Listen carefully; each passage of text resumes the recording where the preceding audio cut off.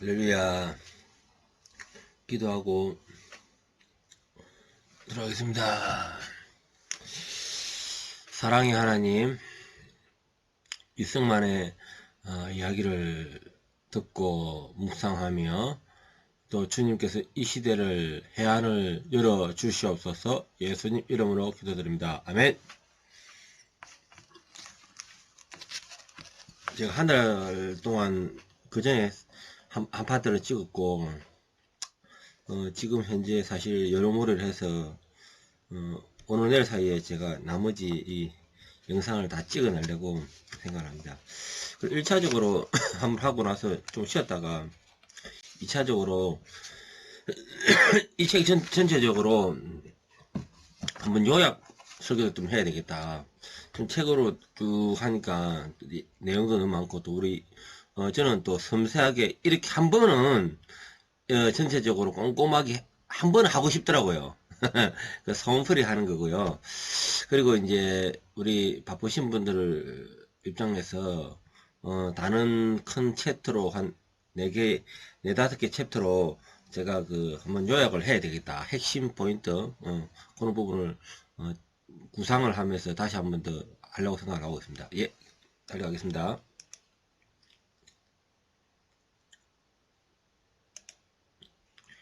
미국에 대한 분노.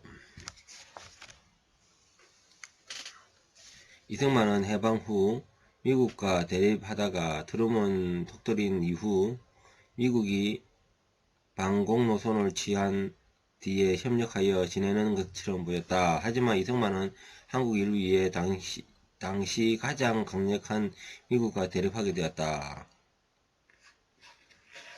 1949년 2월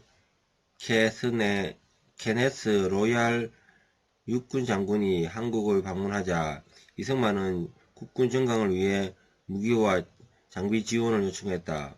미군 철수가 현실로 다가오자 이승만은 미국의 특사로 파견돼 조병옥으로 하여금 미국 정부의 한미 상호 방위 군사협력 체결을 요구하라고 지시했다. 조병옥은 딘 애치선 국무장관을 만난 자리에서 군함과 비행기, 무기 탄약을 요구했다. 1949년 5월에 이승만은 트루먼 대통령에게 서한을 보내 북한의 남침에 대비한 남한의 방위가 필요하다며 한미 공동방위 군사협정 체결을 했다. 하지만 여러가지 이유로 무기 지원 요구는 묵살당했다. 그동안 북한의 남침 위협을 커져갔고 1949년 6월 미국은 완전히 철수했다. 그러나 그래서 이승만은 더 강한 목소리로 북한의 남침 위협을 미국에 경고했고 유엔 한국 위원단은 마지못해 군사 사찰단을 파견했지만 소용없었다. 그리고 미국 측에서는 1950년 6월 1일 앞으로 5년간은 전쟁이 없을 것이라고 답변을 보내왔다. 미국의 예측과 달리 북한은 1990년 6월 25일 1월 새벽 4시에 기에 남침했다. 11만 대병과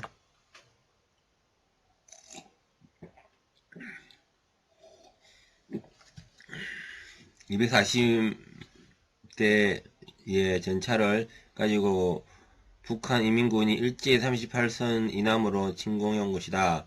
당시 남한의 무기와 병력이라는 것은 북한에 비하면 형편없는 수준이기 때문에 공격적 무기가 없던 한국군은 잘 무장된 북한군에 적수가 되지 못했다.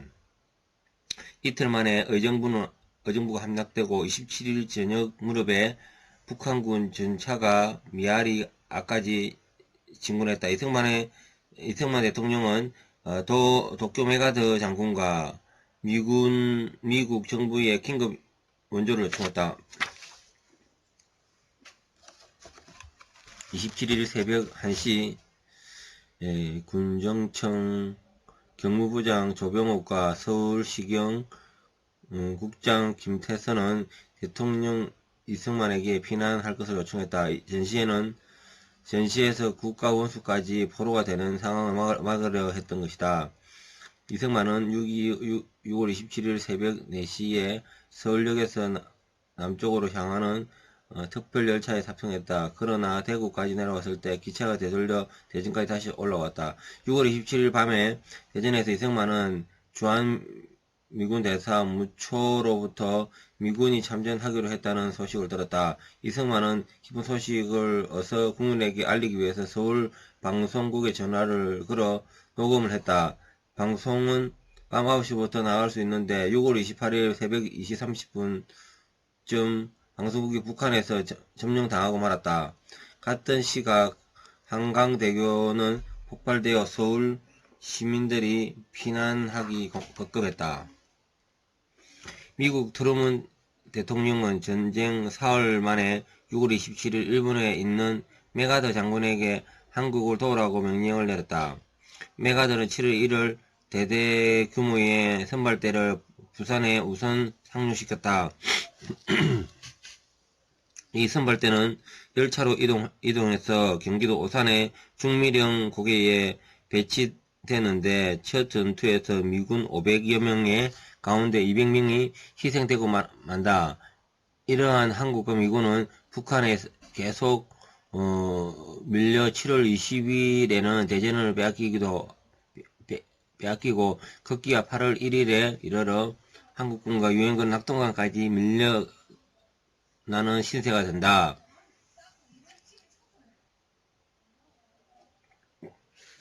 이후로 한 달 반 동안 낙동강 사이에 두고 피비린내 나는 전투가 벌어졌다. 한국군과 유엔은 외관, 다부동, 영천지구 전투에서 끝까지 버텨 대구를 지켜냈다. 북한 인민육사단은 진주에서 부산을 향해 공격해 들어왔고 유엔군은 마산에서 이를 저지했다. 그동안 유엔군 창설이 되어 메가더가 사령관이 임명되었다. 7월 14일 대통령 이승만은 전쟁을 효율적으로 수행하기 위해 한국군의 작전권을 유엔군에게 맡기는 대전협정을 체결했다. 메가더는 전세를 획기적으로 바꾸기 위해서 9월 15일 새벽 261척의 대규모 함대를 동원해 인처 상륙 작전을 실시했다. 9월 28일 진격을 거듭한 국군과 유엔군은 서울을 되찾았다. 국군과 유엔군이 이 기세를 북진을 계속해 9월 말에는 38선까지 도달했다. 미국 정부는 메가더에게 38선을 넘지 말고 유엔의 결정을 기다리는 명령을 내렸다. 미국이 알리지 않은 국군의 38선 돌파 명령. 다음날 9월 30일 대통령 이승만은 육군 참모총장 참모진들은 소집했다. 이승만은 38선 도달을 했으면서도 왜 북진을 하지 않는 것인가 호통을 쳤다. 이승만은 전쟁이 나자마자 이 전쟁은 북진 통일을 할 기회를 생각했던 것이다. 그리고 서울 수복을 하고 국군의 사기가 오를 대로 오른 이때가 한반도 통일의 절호의 시기라고 생각했다. 대통령 이승만은 정군의 38선 돌파 명령을 내렸다. 1950년 10월 2일 사기가 충천한 한국군 3사단이 주문진에서 38선을 넘어 양양으로 진격했다. 10월 7일에는 유엔군도 38선을 넘었다. 북한군은 무너지기 일보 직전인 상태이기 때문에 국군과 유엔군의 진격 속도가 빨랐다. 10월 10일 북한군이 남한군이 용산을 점령하자 대통령 이승만은 10월 2일 위협을 무릅쓰고 그것을 막론했다. 10월 19일 평양이 수복되자 이승만은 10월 29일 미국 상원 의원 놀랜드와 함께 평양을 방문했다. 이승만은 군중연설에서 이 지역도 도지사와 국회의원을 뽑는 선거를 실시하겠다고 공약했다.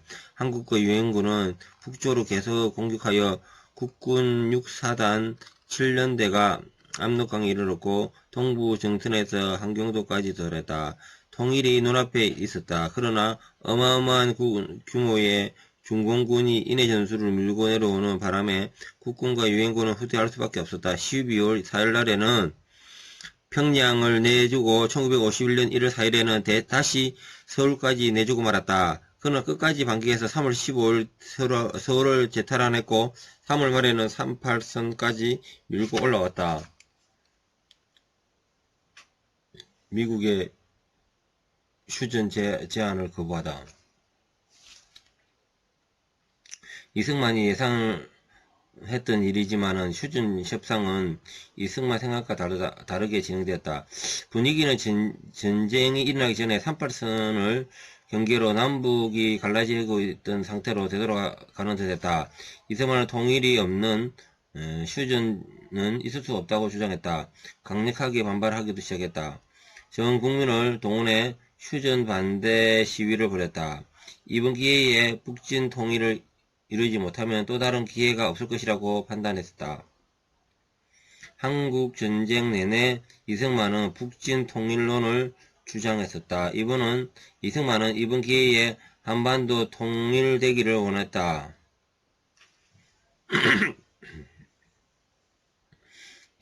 이렇게 모든 정전 제안을 거부한 이승만은 1952년 6월 28일 전쟁의 성패가 결정되기 전에 화평보다 죽음을 원한다는 강한 메시지를 미국에 전달했다. 하지만 미국은 자신들의 이해관계에 따라 서둘러 한국 전선을 꺼내고 싶었다. 이쯤 판문점에서 휴전 협상이 1년 동안 난항을 거듭하다가 결렬 위기에 놓여 있었다. 당시 남한에 37,000여 명의 포로가 있었다. 그 중에서 절반에는 27,000명은 북으로 송환되기를 거부하는 이른바 반공 포로였다.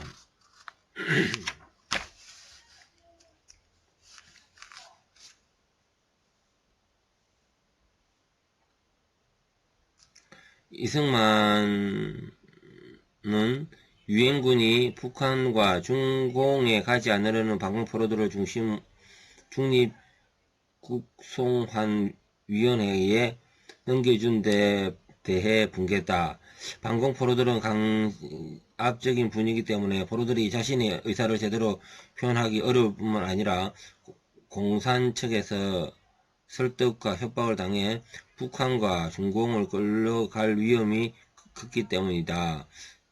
게다가 반공포로들을 관리할 중립국이 친공적인 인도인 것도 문제였다. 반공포로들은 북한으로 돌아가기 싫으며 집단적으로 여기저기 충돌과 소요를 일으켰다. 하지만 제네바 협정상 포로는 스스로 운명을 선택할 권리가 없었다.